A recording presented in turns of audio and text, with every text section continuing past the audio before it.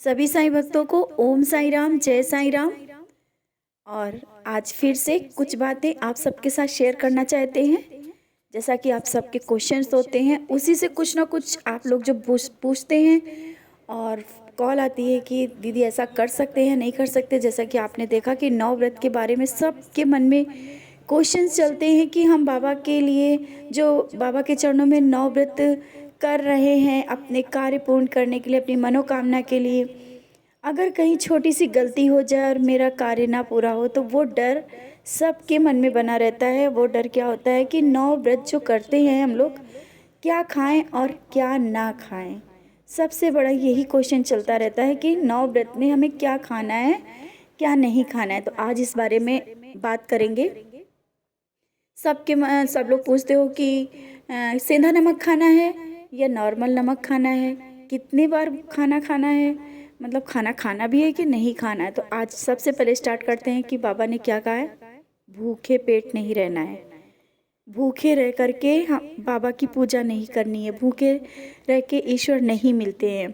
तो अगर आप नौ व्रत कर रहे हो तो नौ व्रत में आप फल, दूध, सेंधा नमक दिन में खा सकते हो, किसी भी टाइम खा सकते हो, क्योंकि भूखा नहीं रहना है। और नौ व्रत में खाना खा सकते हैं, वो भी कितने बार, एक बार।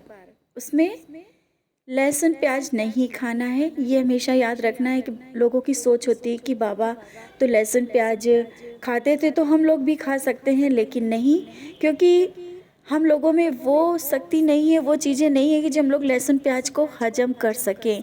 लहसुन और प्याज बहुत ही तामसी भोजन होता है, जो कि हम लोग को व्रत के समय नहीं खाना चाहिए। आप सबसे यही कहना चाहते हैं कि थर्सडे के दिन हम लोगों को व्रत में लहसुन प्याज भी नहीं खाना चाहिए। सादा सादा जो भी सरल है, जो भी है वो खाना चाहिए। लहसुन प्याज से भी दूर रहना चाहिए, क्योंकि बाबा हैं और बाबा खा सकते थे, हम लोगों को वो चीज़ें नहीं खानी। लहसुन प्याज नहीं खाना है, सादा खाना खाना है। और खाना एक बार खाना है। खाना एक बार खाना है मतलब क्या होता है कि जैसे कि मध्याह्न आरती होती थी और बाबा सबको भोग लगाते मंदिरों में, जो लोग आप लोग जाते हो, तो अगर वहाँ का प्रसाद मिल रहा है तो आप वहाँ ना मत करो। वहाँ पे अगर खा लिया है तो शाम को जो लोग खाते हैं वो एक बार फिर वो ना खाएं। वैसे तो जहाँ तक हो सके तो शाम को एक बार ही खाना खाना है, लेकिन अगर आप मंदिर गए हैं और वहाँ बाबा का भोग है तो खा लीजिए, फिर वो एक बार आप खा लीजिए, इस शाम को फिर आप मत खाइए, ऐसा भी कर सकते हैं। तो दिन में आप कुछ भी खाओ, फल, दूध, सेंधा नमक, कुछ भी खाओ, लेकिन खाली पेट नहीं रहना है। इतना याद रखना है कि खाली पेट नहीं रहना है। शाम को आप भरपेट पूरा खाना खाओ, वो भी सात्विक खाना, जो कि सादा कुछ भी बना के खा सकते हैं। वैसे जो बाबा को भोग लगाते हैं वो खाते हैं बाबा की मनपसंद खिचड़ी, दही, सब्जी, पूड़ी, दाल, सब्जी, जो भी मन हो वो आप बनाइए सादा खाना और खा लीजिए। बाबा को भोग लगा के वो आप खा सकते हैं। अब दूसरा प्रश्न उठता है कि जो हम लोग 9 गुरुवार व्रत करते हैं तो इसमें भी एक कुछ क्वेश्चंस आते हैं। क्या 9 जो गुरुवार का व्रत संकल्प करके करते हैं, उस 9 गुरुवार के बीच में हम नॉनवेज खा सकते हैं या नहीं खा सकते हैं? तो आप सबसे बताना चाहते हैं कि आप लोग अगर 9 गुरुवार का व्रत कर रहे हो तो ये संकल्प करके कर रहे हो कि 9 गुरुवार व्रत करना है, तो आपको 9 गुरुवार व्रत तक की नॉनवेज नहीं खाना है, नॉनवेज से दूर रहना है।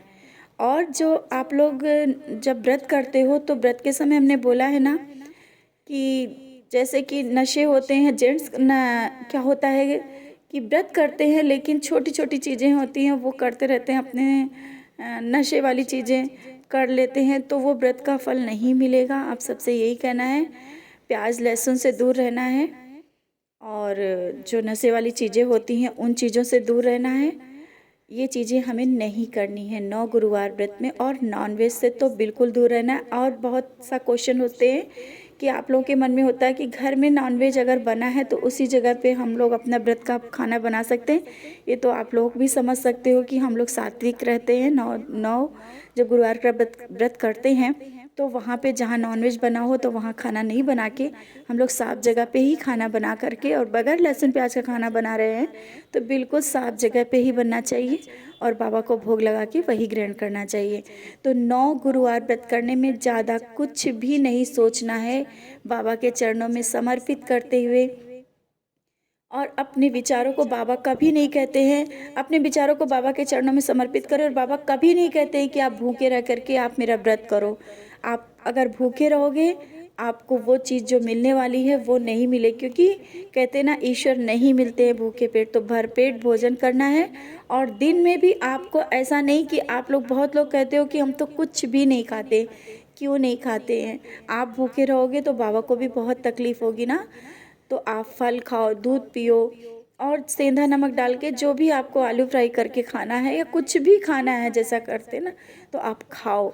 बगैर खाए हुए आप व्रत मत रखो कि आप भूखे पेट पूरा दिन आप इधर उधर भाग रहे हो व्रत हो, और तो बाबा को बहुत तकलीफ़ होती है। तो आज इतना हम ज़रूर अलग सी चीज़ कहना चाहते हैं कि आप व्रत रख रहे हो तो खाली पेट बिल्कुल भी मत रहो, थोड़ा बहुत खा के ही रहना है।